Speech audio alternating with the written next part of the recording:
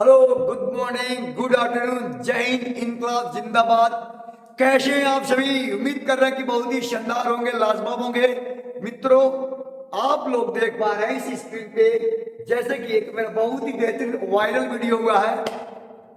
मौलिक अधिकार या फंडामेंटल राइट्स जो भी मेंशन करके मैंने पढ़ाया था, 1 से लेकर 395 आर्टिकल हमने पढ़ाया और 1 घंटा 15 मिनट के वीडियो आप लोगों के प्यार से बहुत ही बेहतरीन रिस्पॉन्सिबिलिटी आई है आप लोगों की तरफ से। अच्छा वीडियो वायरल हुआ है, उसी को मद्देनजर रखते हुए मैं आज पढ़ाने जा रहा हूं आपको संपूर्ण मौलिक अधिकार, फंडामेंटल राइट, आर्टिकल 12 से लेकर 35 तक। आपको जो भी प्रॉब्लम होंगे आज मैं लड़ना सिखाऊंगा। Really you have the fundamental right?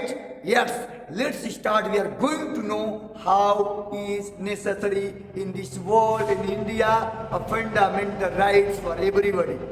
सो आगे बढ़ेंगे। छोटी सी चीज, सपने वो नहीं जो नींद में देखी जाए, सपने तो वो हैं जो नींद ना आने दे। इसी शब्दों में आगे बढ़ना चाहेंगे और मैं एक बार और रूबरू कराना चाहता हूं। I would like to tell you something basic information, just fundamental right, Hindi में मौलिक अधिकार। कितने होते हैं हम पढ़ेंगे 12 से लेकर के 35 तक। दिल थाम के बैठिए, एक एक शब्द हम आपको बहुत ही बारीकी से पढ़ाएंगे। समझ पा रहे हैं? रखो श्राव मंजल भी आएगा, प्यासे के पास चलकर समंदर भी आएगा। थक के मत बैठना तू अपनी राहों में, जीतेगा तू भी और जीतने का मजा भी आएगा। Let's start. अब हम जानेंगे मौलिक अधिकार की विस्तृत जानकारी नीचे दी गई है, जिसमें हर अनुच्छेद और उसके प्रभाव को विस्तारित रूप से समझा गया है। आज मैं बताऊंगा आपको सारे बेसिक इंफॉर्मेशन, उसकी सारी जानकारी इस वीडियो में मिलेगी। आप देखिए, मौलिक अधिकार अनुच्छेद 12 से लेकर के 35 तक हमने पढ़ना है, ठीक है। दूसरी बात, मौलिक अधिकार भारतीय संविधान का एक महत्वपूर्ण हिस्सा है, जिनके संविधान का भाग 3 में अगर कोई कहे कि मौलिक अधिकार, फंडामेंटल राइट संविधान के किस भाग में है, तो बताएंगे आपको भाग 3 में वर्णित किया गया है। इन अधिकारों का उद्देश्य भारत के हर नागरिकों का न्याय, स्वतंत्र और समानता की आशंसा देना है। इन्हें कुछ प्रमुख श्रेणियों में बांटा गया है। आज हम बताएंगे कितने प्रमुख श्रेणियां हैं, क्या क्या इंपोर्टेंस है। देखते हैं पहले हम देखेंगे, पहला है हमारा, देख लीजिए, बहुत ही बेहतर है। समानता का अधिकार, इक्वलिटी। क्या कह रहा है? Equality, right of equality. समानता का अधिकार कह रहा है कि 14 से लेकर के 18 तक है। और हम जानेंगे इसकी सारी बेहतरीन इंफॉर्मेशन। भाई उम्मीद रखिए खान सर के बाद से दूसरा ही वीडियो होगा यूट्यूब पे, बहुत ही बेहतरीन वीडियो होगा। एक एक पूरी समरी लेके आए। देखिए आर्टिकल नंबर 14, कानून के समक्ष समानता। कह रहा है कि कानून में कोई भी प्रकार, किसी भी प्रकार की समानता है, कार्य है, उसमें आपको समानता की बात की जाएगी। देखिए उसका सिद्धांत क्या है, आर्टिकल नंबर 14 का सिद्धांत क्या है? सभी व्यक्तियों को कानून के समक्ष समान अधिकार दिए गए हैं और इसमें आपको हर एक प्रकार की अपॉर्चुनिटी दी जाएगी। इसका प्रभाव क्या कह रहा है? यह किसी भी प्रकार के भेदभाव को रोकता है और सभी को समान न्याय दिलाने का वादा करता है। आर्टिकल नंबर 14, अगर आपके साथ कभी भी धोखाधड़ी हो रहा है, जैसे मान लीजिए सपोर्ट है, ये हमारा पड़ोसी का घर है और ये मेरा घर है। हमारे घर के लोग थोड़ा पुअर है, इकोनॉमिक कंडीशन सही नहीं है, और ये हमारे जो पड़ोसी है उसके पास पैसा बहुत ज्यादा है, इसके पास सोर्स पानी बहुत ज्यादा है। जैसे इसके पास सीओ, दरोगा, थाने के सारे लोग हैं और इस व्यक्ति के पास नहीं है। तो ये गरीब भी है, मैं गरीब भी हूं, इसके पास पैसा वैसा है। ये क्या कर रहा है? सभी के साथ दरोगा सिपाही थाने पे मिल करके मेरे द्वारा कूटलेखन कर रहा है, कोई रणनीति बना करके मेरे को पराजित करना चाह रहा है। तो उस समय अगर इस मेरे पास कोई अधिकार नहीं है, मेरे पास पैसा नहीं है, मेरे पास कानून नहीं है, तो मैं आर्टिकल नंबर 14 को लगा करके उस प्रभाव को रोक सकता हूं, या किसी की प्रकार के भेदभाव को रोकता है। आर्टिकल नंबर 14 कह रहा है कि आप किसी के साथ कोई भी भेदभाव नहीं कर सकते। आप करेंगे कानूनी तौर पे, केवल कानूनी तौर पे, तो आपको बहुत बढ़िया से दंडित किया जाएगा। अब हम बात करेंगे आर्टिकल नंबर 15, नॉर्मली पढ़ेंगे, नॉर्मली भेदभाव का निषेधन। देखिए इसका सिद्धांत क्या है, आर्टिकल नंबर 15 का सिद्धांत क्या है? धर्म, जाति, लिंग, जन्म, स्थान या भाषा के आधार पर भेदभाव प्रतिबंध है। अगर कोई भी व्यक्ति क्या कर रहा है,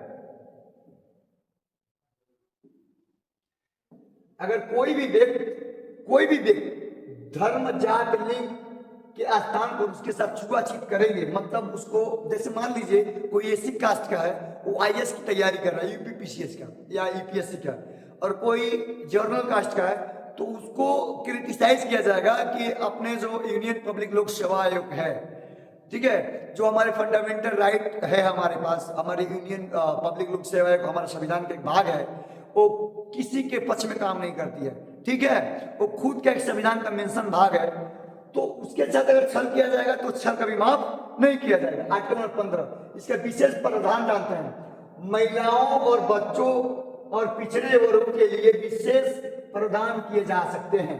महिलाएं, जैसे महिला सशक्तिकरण, आपको पता ही होगा, बेटी बचाओ बेटी पढ़ाओ, ठीक है, बेटी बचाओ बेटी पढ़ाओ में बेटियों को आगे बढ़ाना, डिफेंस सेक्टर में जैसे एमएनएस जैसे भर्ती, आर्मी, लेफ्टिनेंट के लिए लड़कियों को मेडिकल में भेजना, नर्सिंग होम में लड़कियों को भेजना, एनडीए सीडीएस में, यूपी पुलिस, यूपीएसआई, बड़े बड़े वैकेंसीज में गर्ल्स को पार्टिसिपेट करवाना, ये होता है आर्टिकल नंबर 15 की ताकत।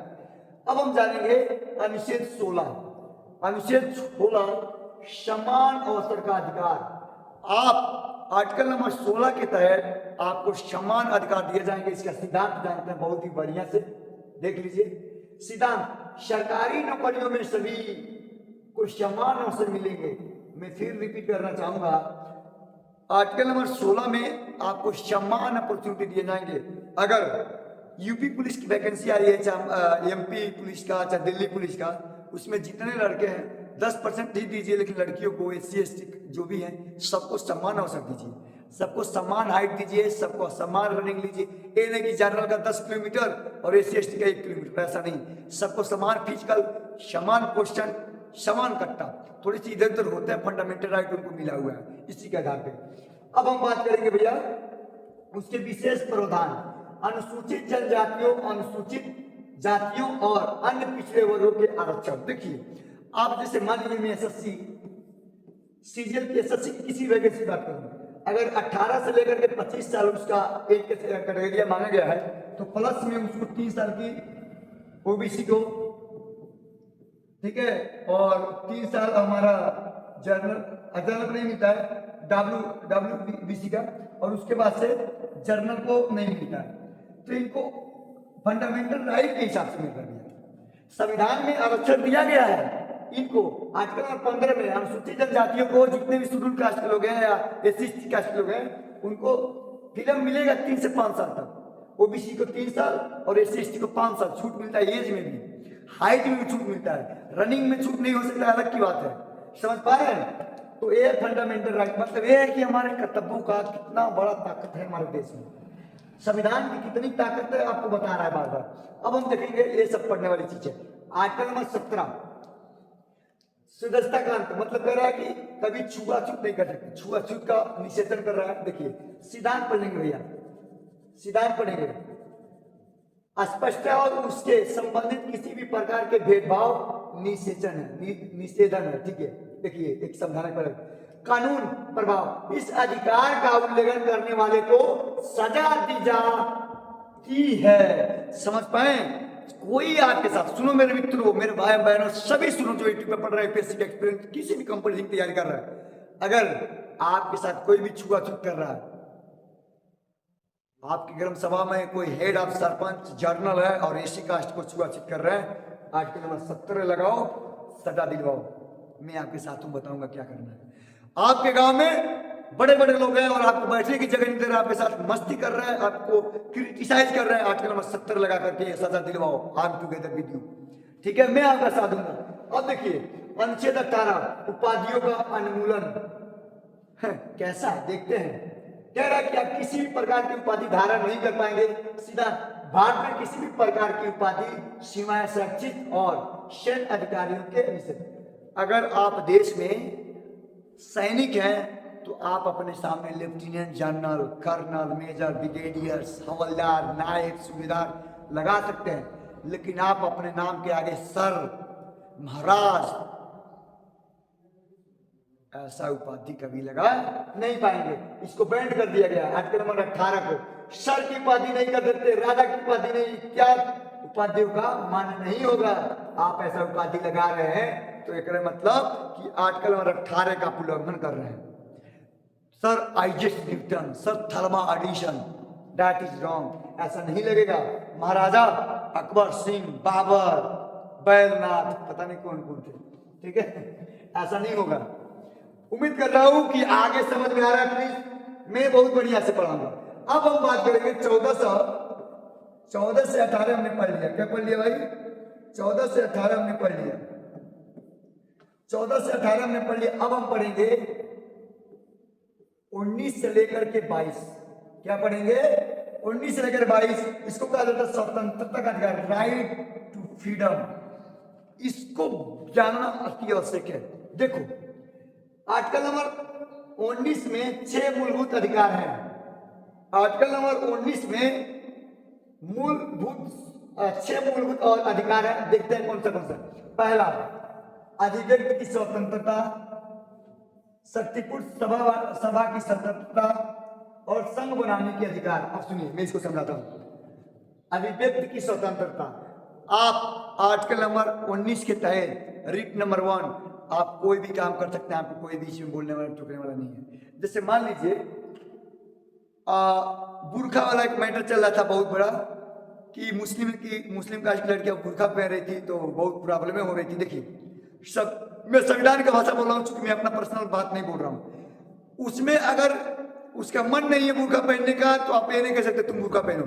अगर उसका मन है बुरखा पहनने का तो हम मना नहीं कर सकते बुरखा मत पहनो, क्योंकि उसके पास क्या है, एक अधिकार है। समझ पा रहे हैं? शांतिपूर्ण सभा बनाने के अधिकार है। सभा का देखिए, आप किसी भी ग्रुप का संगठन बना सकते हैं, किसी भी ग्रुप का मेंबर बन सकते हैं, किसी भी ऑर्गेनाइजेशन को फोन कर सकते हैं, सभा बना करके डिस्कस कर सकते हैं। कोई भी आपके ऊपर लाठीचार्ज नहीं कर सकता, आपको कोई आरोपी नहीं कह सकता। समझ पाए? संघ बनाने के वास्ते भैया संघ, एक सभा बनाइए, मजा लीजिए, एंजॉय करिए जिंदगी में। दूसरी बात, देश में कहीं भी रहने के अधिकार। आप इंडियन हैं, जैसे अक्षय कुमार जी को देखिए, सानिया मिर्जा जी इंडिया का जाकर के पाकिस्तान में शादी की। चूंकि हमारा संविधान सबसे बड़ा डिस्प्यूट कंट्री है भारत का, सबसे बड़ा विवादी कंट्री है, सबसे बड़ा दुश्मन है भारत का पाकिस्तान। लेकिन पाकिस्तान को भी इंडिया ने अपनाया। क्यों? क्योंकि सानिया मिर्जा जाकर के पाकिस्तान में शादी की। और कोई कुछ इसलिए नहीं बोला क्योंकि इस आर्टिकल नंबर 19 में पॉइंट 4 दे रहा है कि देश में कहीं भी रहने का अधिकार। अपने देश में कहीं रहिए चाहे किस कहीं रहिए, डोंट माइंड, क्योंकि आपके पास वो राइट है। समझ पा रहे हैं? दूसरी, किसी भी पेशे को अपनाने का अधिकार। आप व्यापार हो सकते हैं, आप किसान हो सकते हैं, आप किसी भी कंपनी का फाउंडेशन बना सकते हैं, आप टीचर हो सकते हैं, कोई भी व्यवसाय करिए। टीचिंग व्यवसाय एक माध्यम है, लेकिन मैं बताऊंगा आपको, कोई भी व्यवसाय करिए, उसमें कोई आपको रोकने टोकने वाला नहीं। संपत्ति रखने और बेचने की स्वतंत्रता अनुच्छेद 300A में स्थानांतरित है।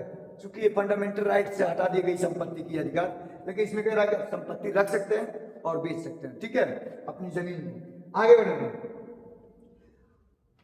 स्वच्छता का सिद्धांत ये बता स्वतंत्रता भी कुछ अस्तास्भव प्रतिबंधों के अधीन है, जैसे कि राष्ट्रीय सुरक्षा, समझने की व्यवस्था और नैतिकता। आप इसके साथ कोई खिलवाड़ नहीं कर सकते, उसका भी कोई एक लिमिट है। आर्टिकल नंबर 20 कह रहा है कि अपराधों से प्रतिबंध संरक्षण। इसको पढ़ना मेरे भाई,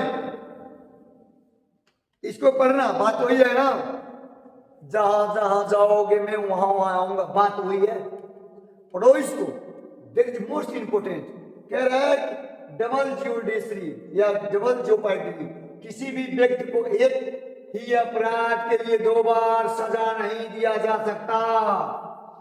सुनो, एक साथ एक व्यक्ति को एक प्रॉब्लम, एक समस्या के लिए 2 बार सजा नहीं दिया। समझ में आया?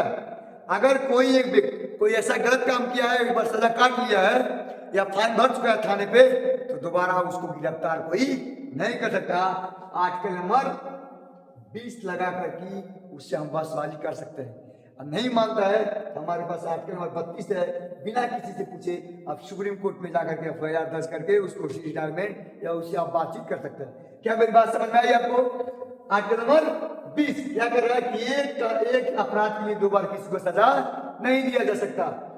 अच्छा, नेक्स्ट, किसी भी व्यक्ति को एक अपराध के लिए 2 बार सजा नहीं दिया जाता। नेक्स्ट यहां पर देखिए, प्रतिबंध कानूनों से सजा किसी व्यक्ति को उस समय लागू कानून के आधार पर ही दिया जा सकता है। सुनिए, ऐसा नहीं है कि 2002 में हम किसी का खून किए और जब मन किया 2024-25 चला 18 से आई एम अंडर अरेस्ट है।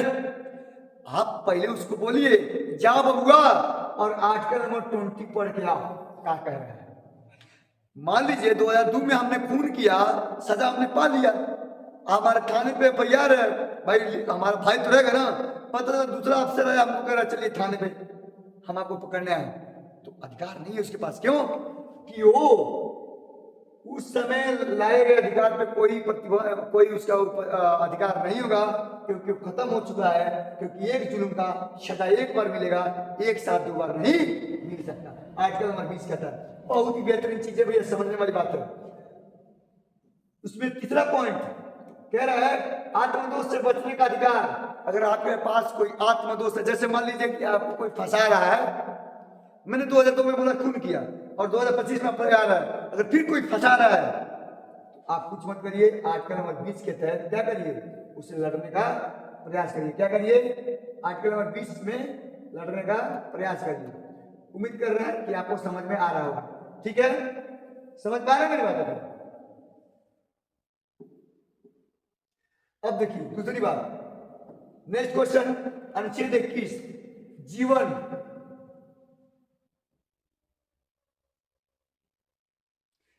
जीवन और व्यक्तिगत स्वतंत्रता का अधिकार। आप जीवन जी सकते हैं, आर्टिकल नंबर 21 के अस्तित्व में किसी भी व्यक्ति को उसके जीवन का या व्यक्तिगत स्वतंत्रता से वर्जित नहीं किया जा सकता सिवाय कानून द्वारा।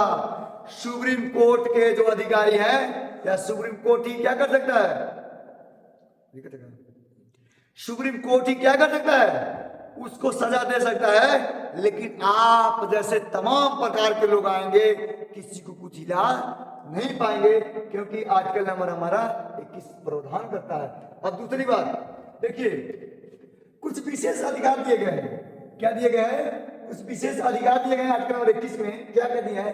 स्वच्छ पर्यावरण, गरिमापूर्ण जीवन, भोजन का अधिकार, स्वास्थ्य सेवाओं का अधिकार। आप ऐसे सेवाएं आपको मिलेंगे जैसे, अब देखिए आर्टिकल नंबर 21A शिक्षा का अधिकार।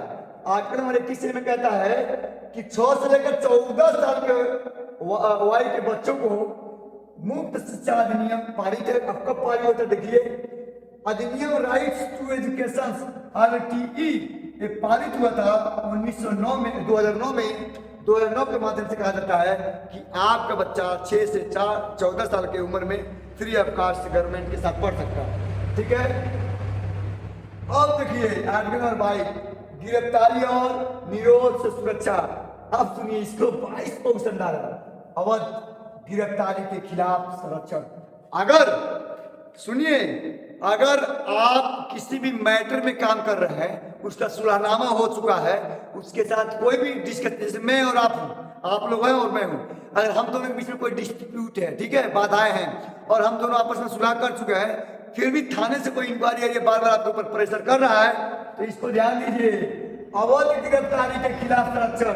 आप उसके ऊपर क्या कर सकते हैं? आरोप लगा सकते हैं, अपने अधिकार के लिए लड़ सकते हैं, क्योंकि आपके पास कानून है। डिटेंस के मामले में कानून सहायता का अधिकार। आपका उस समय क्या करेगा?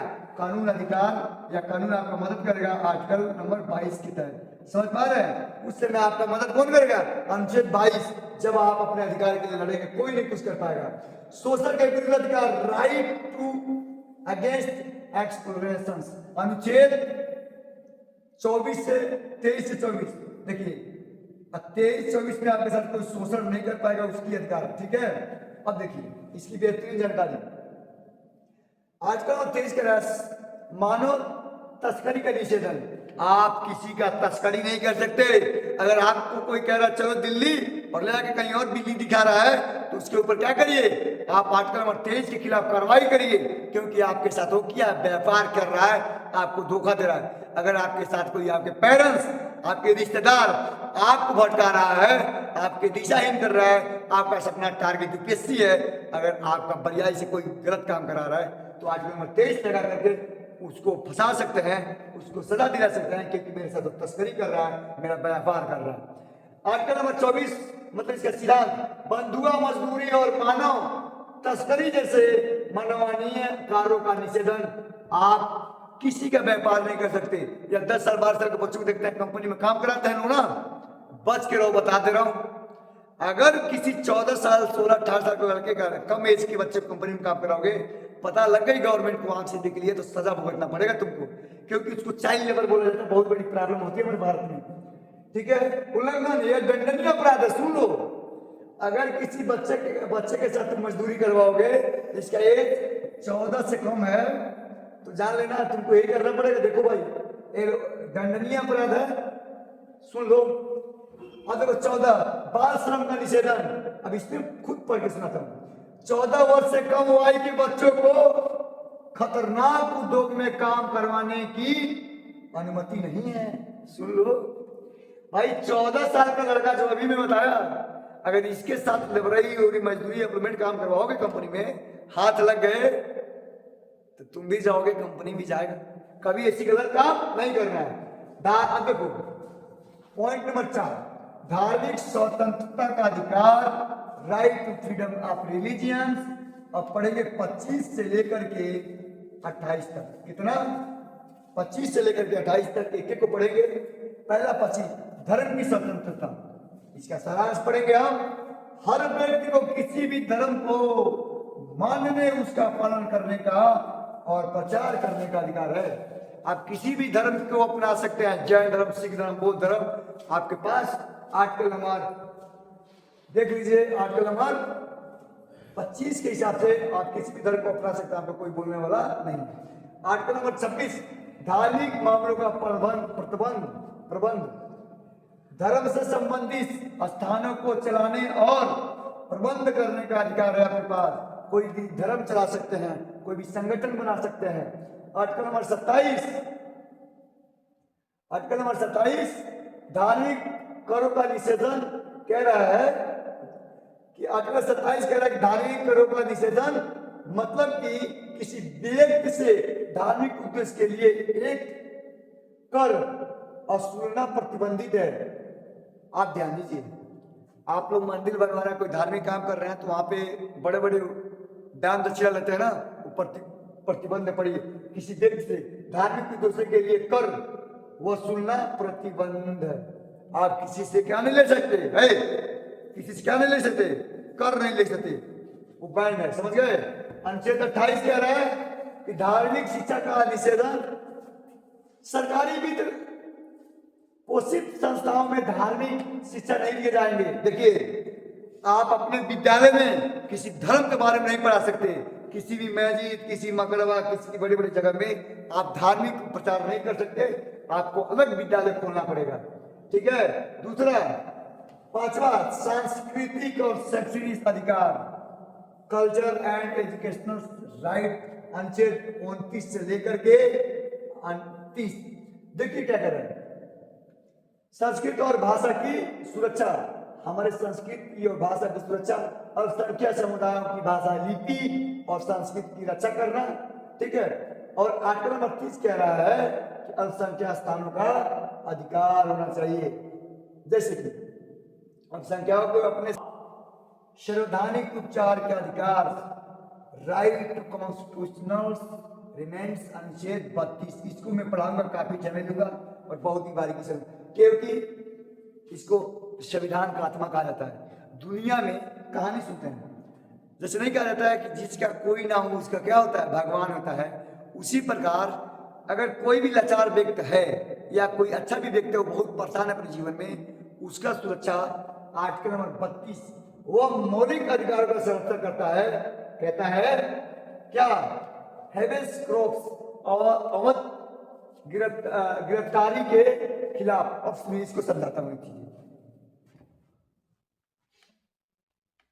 देखिए, अगर थाने से कोई व्यक्ति आए और आपको अरेस्ट करके ले गए, क्या लेके गए?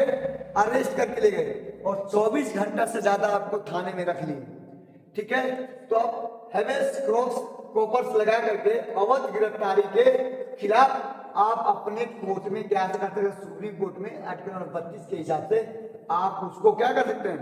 रिट पे लिख सकते हैं। अब देखिए उसमें क्या होगा, जो हमारा सुप्रीम कोर्ट होगा वो भेजेगा किसके पास? थाने पे लेटर भेजवाएगा, थाने पे लेटर, और उस व्यक्ति गिरफ्तार व्यक्ति को नजदीक के डीएम के पास भेजेगा। नजदीक के जब डीएम के पास भेजेगा और फिर जांच करने के लिए भेजेगा। अब ध्यान देना मैडम, सरकारी अधिकारियों को कर्तव्य पालन का आदेश। अब उस समय क्या करेगा कि उस थाने पे जितने अधिकारी होंगे उनको कहेगा इस कर्तव्य का पालन करो, तुम सही रिपोर्ट बताओ। उस व्यक्ति को जब हमने 24 घंटा हो गया गिरफ्तार किए हुए, तो व्यक्ति कहाँ था, इतने समय तक उसके साथ तुमने क्या किया और क्या क्या बर्ताव किया कि व्यक्ति 24 घंटे तक और उससे ज्यादा जेल चालान नहीं हुई और कोर्ट में पेश नहीं हुआ। समझ पाए? अब देखिए आगे कह रहा है क्या, प्रोविडेंस निचली अदालत को अवैध कार्य कराने से रोकना। देखिए अगर कोई भी आपके साथ छल कपट हो रहा है, ठीक है, तो आपके साथ धोखाधड़ी भी हो रहा है, तो आप आर्टिकल नंबर 32 लगा करके उसके साथ उसको रुकवाने का और अपने कर्तव्यों का पालन करने का मांग कर सकते हैं। निचली अदालतों के आदेश को खारिज करना। देखिए अब खारिज कैसे होगा? जब तक सुप्रीम कोर्ट पूरी डिटेल्स नहीं लगा। जैसे कुछ समय पहले सीबीआई इंस्पेक्टर ने महाराष्ट्र में कोई ऐसी मैटर हुई थी, झूठ मूठ में रिपोर्ट बना के दे दी, सुप्रीम कोर्ट में उसको डिटेल चाहो, 6 महीने का प्रॉब्लम को 2 दिन में मिल गया, क्योंकि पूरी डिटेल चाहिए उसको, ठीक है। किसी भी पद पर अवैध रूप से कागज व्यक्ति से सवाल करना। अब देखिए ऐसा हो गया है कि जो व्यक्ति उस लेवल का नहीं है फिर भी उस जगह पे बैठा है, तो फिर उसको हटाने का जैसे क्या है, हमारे ये इसमें ISPCS क्या होते हैं? ISPCS संवैधानिक क्या है? संविधान के द्वारा पारित किया हुआ एक यूनियन पब्लिक लोक सेवा आयोग के ग्रुप है, एक संगठन है। लेकिन इस समय जो डीएम है, SDM है, क्षमा चाहेंगे बोलने के लिए, लेकिन क्या है, वैसे डीएम EDM नहीं बनना चाहिए कि एक बार मंत्री, प्रधानमंत्री, राष्ट्रपति का फोन आ जाए तो अपने कार्यकाल को भूल जाए। नहीं, आपके पास वो अधिकार है, आप उस चीज के लिए लड़िए, क्योंकि जब आप पूरे जिला के मालिक हो के अब डर जाएंगे तो फिर क्या होगा?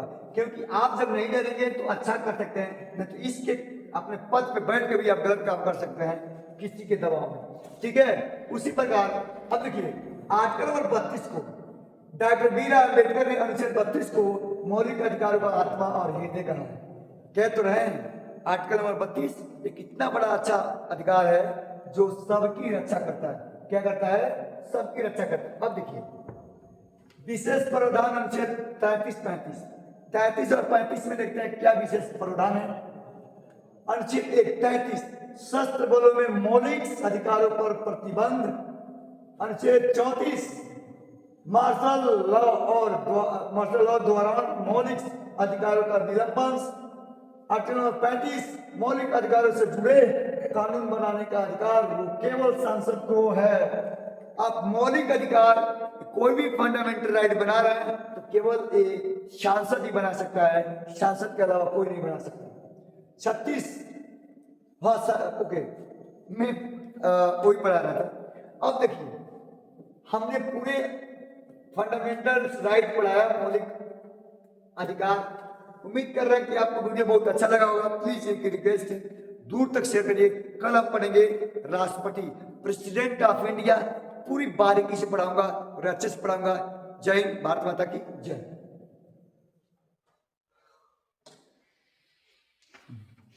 या को घंटे के बाद 30 मिनट कट लगा।